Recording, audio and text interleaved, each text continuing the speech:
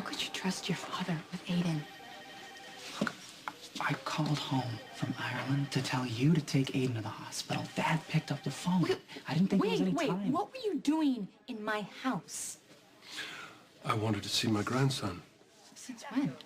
You've never taken an interest in my boys before. Not on their birthdays, not Christmas. You didn't even show up to Jake's memorial. You're probably getting drunk just like you did the night Jake died. I do not want your father anywhere near my boys. I've already lost one son. There's no way in hell I'm gonna bury another one because of him. Family's never been high on your priority list, has it, Luke? So why, all of a sudden, did you come over to see Aiden? Hoping to find absolution? Taking comfort in knowing you didn't kill Lucky's real son? Jake was my son as much as Aiden. But Jake wasn't your blood, and neither is Cameron. Pretty much explains why your father's never taken an interest in them. But Aiden's different. He's got your smile and your mother's eyes. God help us when we figure out what he inherited from your dad. This is not helping, okay? No, this is good. Let her speak. The last time we talked, you were blaming yourself. You were asking my forgiveness because you didn't keep a closer eye on Jake. It turned my stomach, Elizabeth, to hear that misplaced forgiveness. This is better. This is healthy. Dad, this is not the time for your twisted philosophical dissertations. I don't want or deserve your forgiveness, Elizabeth. I will never ask anything of you. I don't expect anything. I don't want anything. But it's very good that you've finally taken the bullseye off your own back and put it here where it belongs.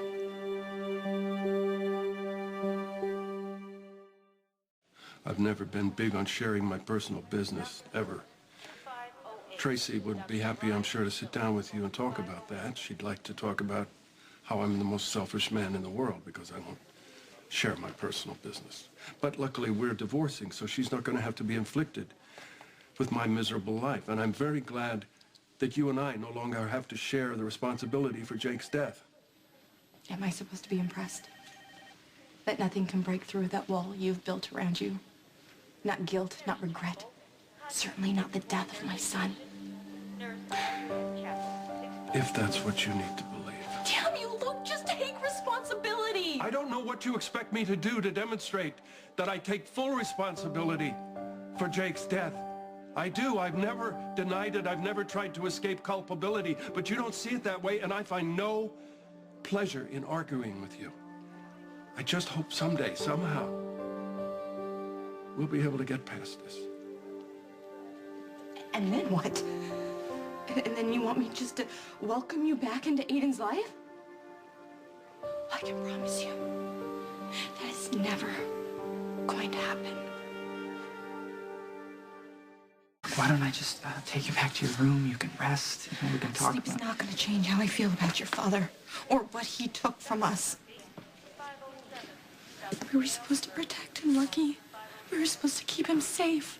We promised Jason we would give him a good life. He had a good life. He was 4. He was 4 years old. He never even had the chance to live a life. He never got to go to school. He never got to play on his favorite soccer team. He was cheated out of the future. We were cheated because of him. You never even slowed down, did you, Luke? You just kept on going. You just ran over my baby. You never even stopped. I'm not going to calm down. I am not going to calm down, and I'm not going to stand here and listen to your father tell me that this is therapeutic, or that I should move past losing my son. This is your fault, Luke. This is your fault that I lost my baby. Hey, help! Somebody! Help! I need a wheelchair. The fact that you ended up in a heap on my floor tells me otherwise. Could you get a doctor to check her out just in case? Yes, I'll page one as soon as I get her back to the room. And as soon as you guys stop with all this hollering and screaming that you've been doing. Now, I don't care who was involved or what it was about. You are still recovering, and you need to take it easy. Okay, just take me to my room, please. How about you? How are you doing?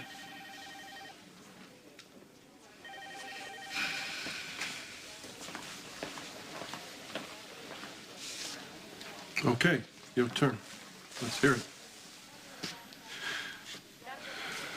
I've already said my piece. No. You blamed my drinking, and you educated me on the 12 steps.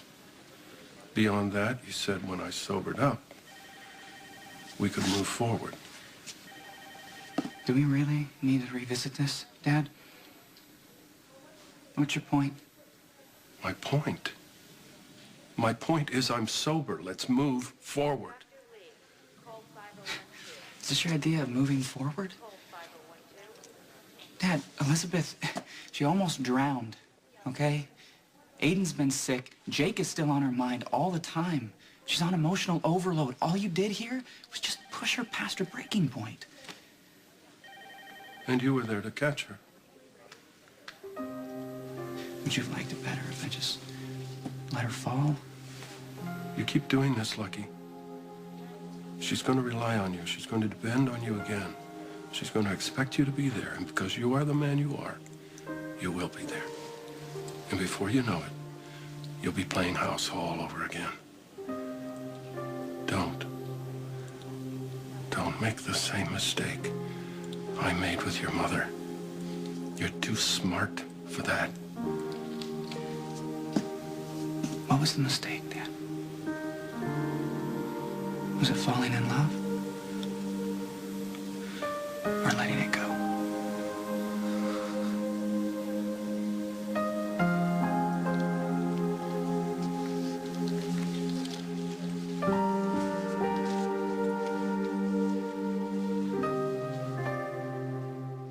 Everything okay in here, doctors? Because I'm really not in the mood to put out any more fires today.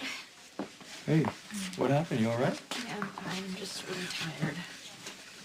Well, then we'll get out of your way so you can rest. Elizabeth, can I just say one more time how sorry I am for everything that Lisa put you through? I feel responsible that she came to this hospital because of me.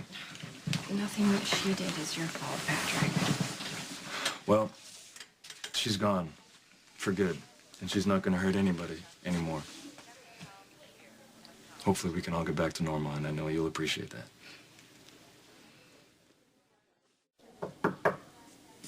Come in. Hey. How you feeling? Embarrassed that I caused a scene. I'm sorry. I should have told you sooner. Dad was the one who brought Aiden in. Why would you take a chance like that?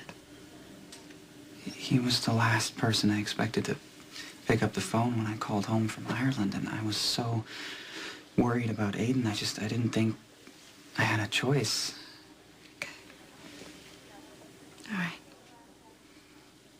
right. I know Aiden is gonna be fine because your dad was able to get him here. I just wish it wasn't him. I understand. So when you were in Ireland, what happened? How did you know Aiden was in trouble? It's a long story. I went to Ireland because of Siobhan. She left this letter explaining that if I went to a certain churchyard, I would receive some kind of message. Did you? Yeah, I did. But it wasn't from her. It was from Jake. From Jake? Yeah. And look, I know this is gonna sound crazy, but it's what happened. I don't know how to explain it, but I went to the churchyard and I fell asleep, okay? When I woke up, there were these pebbles laying on the ground beside me, but they had been arranged into words, and it spelled out, "Go home, Daddy." I know. I mean, I thought that I was just losing my mind, but it happened again, and each time the message got more specific. And then it said, "Go home, Daddy. Aiden, sick." And at that point, I'm telling you, I mean, I wasn't gonna take any chances, so I called home. Dad picked up the phone. Jake knew that Aiden needed you. He knew that I needed you too. I feel like we've been given a second chance, you know, to get things right with Aiden. We've been over this. It's one of the reasons why I left town. No, you left because you blamed yourself for Siobhan's death. You needed to get away, to deal with all of that guilt. No, I could see where this was headed between us, and it's a road that I can't go down again. No, it's not just me. Cameron and Aiden want us to be a family too. And so does Jake. That's why he sent you home. You don't understand. No, you don't understand. Listen to me. I don't have the strength to have you and then lose you again. But we created a beautiful child together. A child who's alive and well because of you. We can finally give Aiden the life and the family that Jake never had.